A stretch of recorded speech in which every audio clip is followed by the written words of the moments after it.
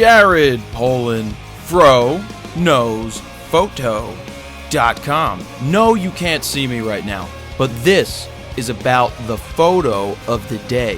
For those of you who have been following me, you know that I put up a photo a day that I have taken, and I put all explanations to how it was taken with all of the information. The camera, the shutter speed, the lens, the file name, the millimeter that it was shot at. So I've been doing that, and I will continue to do that every single day. So I want you to be sure to check out that page, or my page, FroKnowsPhoto.com, every day when I update this photo. But for today's photo, I just want to lay it out there. This photo was taken with the D3000 and the 35 1.8. It was the first time I was really shooting a show with this setup. So I took it to an automatic fire show. You can hear their music in the background right now. And I forced myself to look like an amateur by using a 35 1.8 and the D3000, and I went out and shot. And I was surprised as hell what I was able to do with it. The focus on that camera is extremely tight. It's fast and it's right on.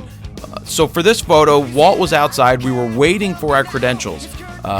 And I had obviously just the one lens I was using, and he was smoking, doing his normal thing, and I just wanted to show what I could get with this. I was able to blow the background out. Why? Because I'm shooting at 2.8, and the background is extremely deep. It really separates him very well, being that I shot at 2.8. Even though I was at ISO 200, and I have 1/1600th of a second, I had a lot of room to go from 2.8 to say 5.6, but I didn't want to. I wanted to stay at 2.8 because I wanted to blow the background out. I really wanted to separate Walt from the background, and that's why I still shot at one.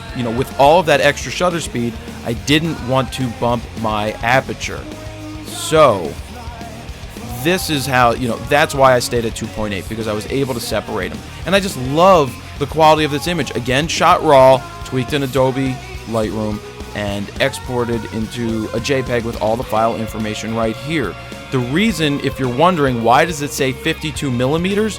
Well, when you put a 35 millimeter DX lens onto a DX camera, you have to multiply it by 1.5 times. So in this case, the 35 millimeter multiplied by 1.5 is 52 millimeters. That is the equivalent to a 35 millimeter lens, or what it would have been like on a full frame camera. So when you see that in the future, that's the equivalent of what it would have been. So if I have a 70 to 200 on there, it's possible to see that it would be at 280 millimeters, because the 200 times 1.5 goes all the way to 300, but that's a whole nother story. So really, this was an awesome black and white. It's nice and thick, nice blacks. There are some mid-tones in there, but I love thick prints. So that's the photo of the day today. It's Walt Lafty from Automatic Fire, shot with the D3000 and the 35 1.8. Check back every day for updates on the photo of the day, including your photo that could be up there if you join the Flickr photo group, Fro Knows Photo on Flickr. Until then, Jared Polin, FroKnowsPhoto.com. See ya!